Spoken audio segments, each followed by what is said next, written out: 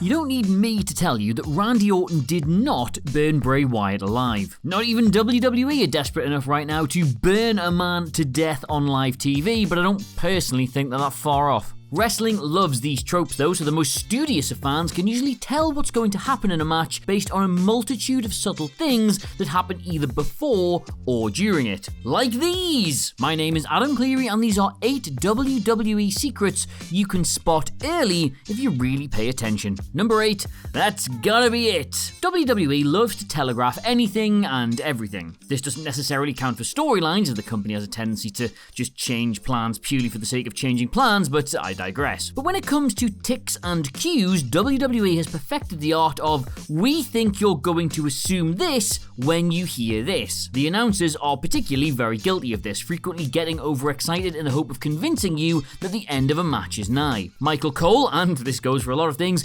is the worst though, going absolutely wild for any obvious near fall in the hopes that you at home will think that a title match could actually end on a superplex if he just shouts loud enough. Now here's something that will ruin WWE forever for you though. If you are truly watching the finish, the announcers will reduce their volume in the hope of allowing crowd noise to take over. There is no, that's gotta be it, or it's gotta be over, just silent acceptance that another match is done. Number 7, New Japan referees forget how to count. Alright, admittedly this one isn't WWE, but never mind. AEW might be the shiny new kid on the block, but for many fans, New Japan Pro Wrestling still trumps it as the #1 wrestling promotion on the planet. This is still true when you take into account the frustrating tendency for their referees to telegraph every single near finish. You can't miss it really, the rhythmic cadence of the first 2 counts before the hand just gets stuck in the air. Once you notice that one for the first time, you are never going to stop noticing it, sort of like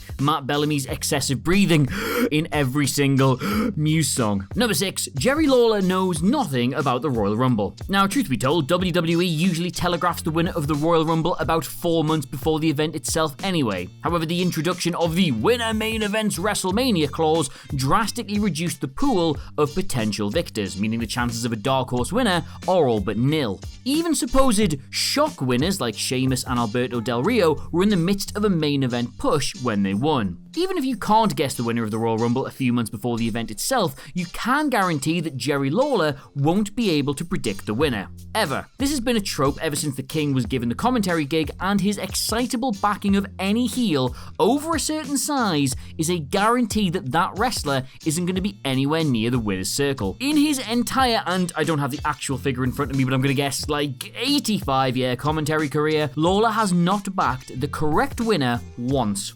Number 5, a tentative ref can see the future. A good referee should not be seen or heard. They occasionally admonish, count to 5 or 10, remonstrate towards the timekeeper, and ultimately pound the mat 3 times, then leave. But if they ever get too close to the action, you can put safe money on some sort of convoluted ref bump coming soon. The setups of yesteryear have been replaced by a striped official tentatively moving into a spot that makes them visibly uncomfortable, almost as if they can see the brutality in their immediate future. Basically, if you are ever watching a wrestling match and a referee is not only on camera but standing in the same spot for a good number of seconds, you can guarantee they're just in position slightly early and are waiting to get clattered. Number 4, Michael Cole spoils WrestleMania 15. Cast your mind back to 1999, a very exciting time to be a WWE fan. WrestleMania XV had arrived, arguably the most exciting Mania in a long time. It was a major show featuring a whole new generation of stars with 2 of its brightest.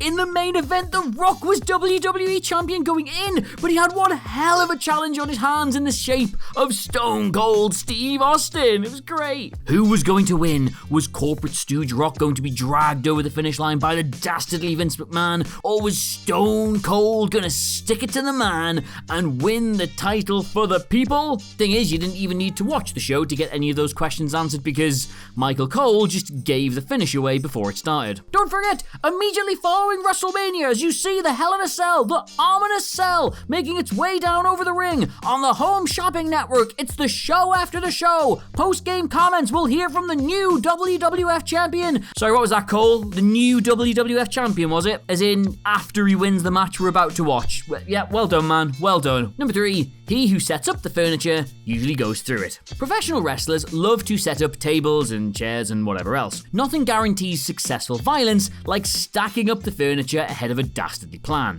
Well, not quite. For starters, every time a wrestler takes an age setting up some sort of convoluted table-based torture chamber, they're doing that to allow their opponent to catch a breath. Basically a slightly more Hollywood version of a chinlock. More importantly, there is a correlation between who sets up the table and who eventually goes through it. Now before you jump in here, yes, the Dudley Boys were an exception to this because their entire gimmick was putting people through tables, but for everyone else, not so much. If you're wondering why they do this, it's so the person taking the potentially dangerous spot can check the apparatus themselves to make sure they're comfortable with it, which is, yes, fair enough. Number 2, stand tall and go home, lose the big match. Now WWE has given its due, veered away from this on occasion in recent years, but still has a tendency to revert to type more often than not. The company has a real problem with 50-50 booking, as a desperate obsession with keeping everybody strong seems to blind them to the inherent contradiction there. If everyone is strong, then nobody is strong. The most classic example of this desperation has been the go-home shows before pay-per-view events. Put plainly, whoever gets the upper hand in the final episode of Raw or SmackDown is probably going to lose the big match. It is also frequently used for championship challenges that will prove unsuccessful, as the company tries to make a challenger more relevant by having them stand tall in the go-home show. Of course,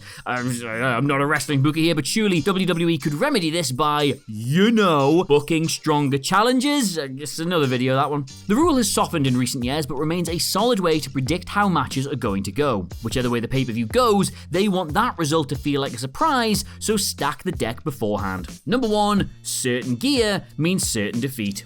Now, we all have lucky pieces of clothing, whether it's a shirt you wore when things went well or a pair of boxers that seemed to bring you good fortune. Human beings are notoriously superstitious when it comes to attire. Pro wrestlers are exactly like that, only pro wrestlers are mad. Ric Flair's illustrious career is long over, but there were plenty of patterns to keep fans intrigued during his active years. Close your eyes and imagine the Nature Boy. What colour trunks is he wearing? Blue, maybe black, perhaps? But I bet it won't be red, that's for sure, because if Flair was ever wearing red, that was a sure sign he was doing the job that night. Wasn't quite an exact science, but evidence and testimony from the man himself does lean in that direction. The same is true in the opposite though. If a star debuts sparkling new gold gear at a major pay-per-view, then put the house, disclaimer, do not put the house, on them winning. As we've covered plenty of times in our Attire Hidden Meanings videos, visual gold often leads to championship gold. Every so often, the finish of a match is telegraphed by something as simple as the trunks a wrestler is wearing.